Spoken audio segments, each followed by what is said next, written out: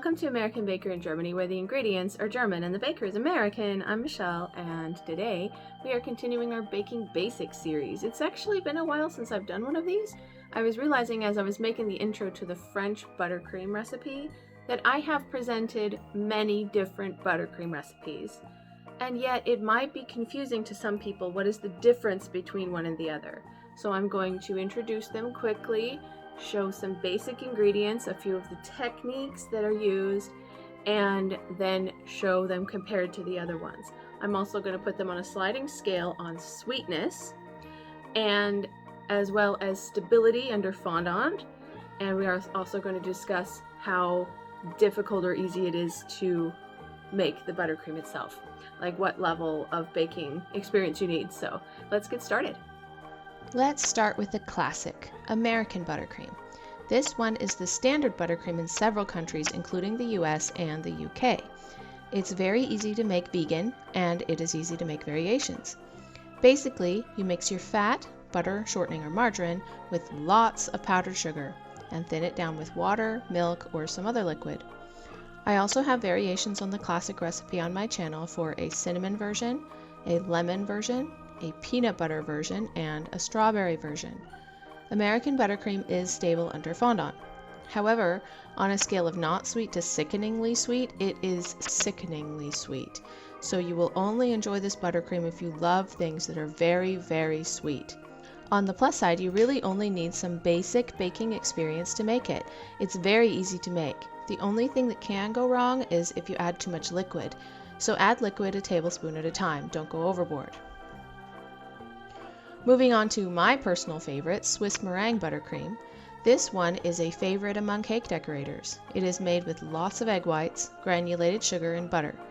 I also have a lemon version on my channel, as well as a raspberry version and a strawberry version. The technique is to heat the egg whites and sugar over a double boiler until all the sugar has dissolved and the mixture feels hot to the touch. Beat the hot mixture until it cools to room temperature and forms a white glossy meringue. Then slowly beat in the butter and continue to beat until the mixture reaches buttercream consistency. This one is also stable under fondant. In fact, if anything, it is more stable than American buttercream. It sets up beautifully. I would put this one at moderately sweet. You can also add more or less sugar a bit, depending on your taste. However, I would put this one at advanced on the difficulty scale. You need to know what you're doing in the kitchen to make this one. If you're inexperienced, it might not turn out. In fact, a lot of people hate making this one because the first attempt or two did not work out, either too hot on the stove or melted the butter or didn't set up properly, and a lot of people hate this one simply because of the difficulty level. Let's move on to Italian meringue buttercream. This one is very similar to Swiss meringue buttercream, and except for the addition of a bit of water, has exactly the same ingredients. Lots of egg whites, granulated sugar, and butter. It's the technique that's different. You start out by boiling the water and sugar together to form a sugar syrup. Then whip your egg whites to at least soft peaks and slowly pour the hot syrup into the egg whites. From this point, it's just like Swiss meringue. Allow the mixture to cool by beating it to a meringue. Slowly beat in the butter and continue to beat until mixture achieves buttercream consistency. It behaves and tastes almost identical to Swiss meringue buttercream because the ingredients are so similar. So yes, stable under fondant and moderately sweet. It is harder to use less sugar though because the sugar syrup might not be at the right consistency. That extra complication pushes this one up a level in difficulty to skilled. If you can make Italian meringue buttercream, you definitely know what you're doing. Not at all recommended for beginners though, and you must have a stand mixer or you could burn yourself on the sugar syrup. Making our way through Europe, let's move on to German buttercream.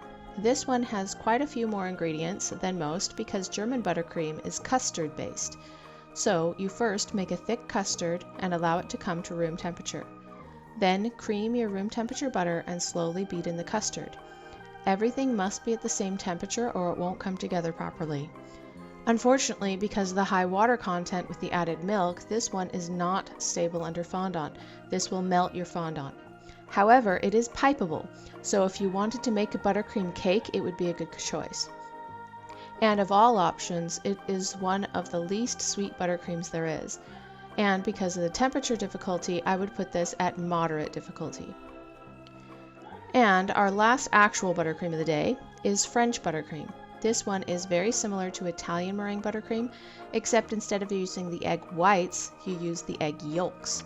Also, the recipe I have uses cream of tartar to stabilize the egg yolks and also uses less sugar than the Italian meringue buttercream.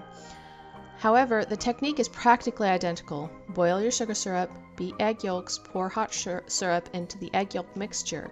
Beat mixture until it becomes white in ribbons. It will not be as stiff as a meringue. And slowly beat in the butter until it gets to buttercream consistency.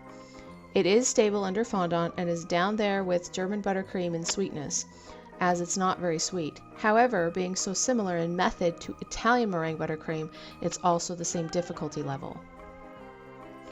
Let's now look at a few other frostings that aren't necessarily buttercream but can also be used to frost a cake. What about chocolate ganache? Ganache is very simple and only requires 2 ingredients, chocolate and cream.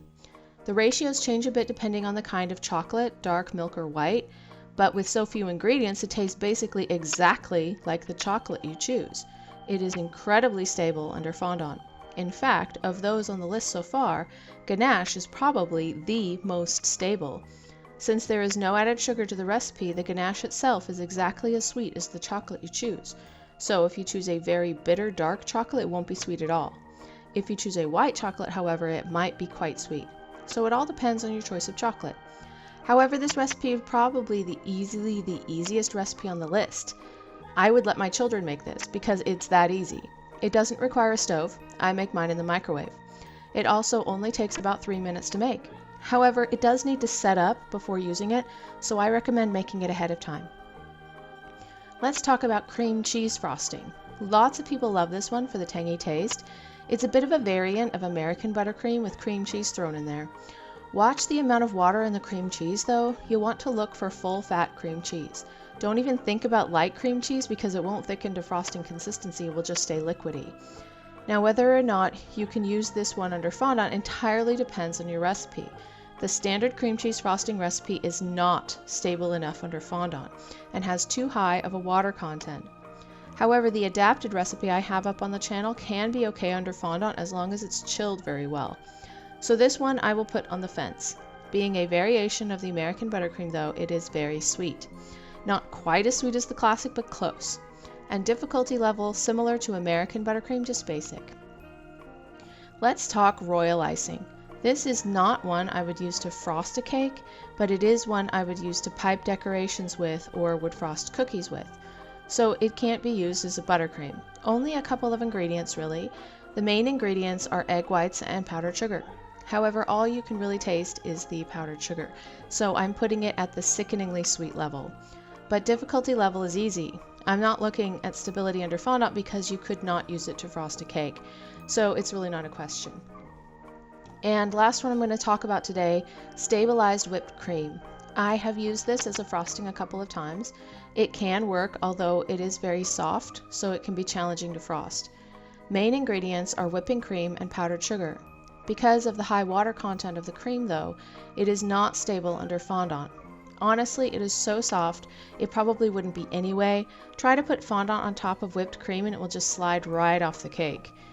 It's not too sweet as there is a lot more whipping cream than powdered sugar. However, because of the danger of overbeating the cream, I would put it at moderate difficulty. I hope this information was helpful for you to choose just the right buttercream or frosting recipe for your project. Leave me a comment on what your favorite frosting is. Did I miss one you wished had been on the list? For more recipes and tutorials, visit our website at AmericanBakerInGermany.com. We're also on Facebook, Instagram, and TikTok. Subscribe for more tutorials.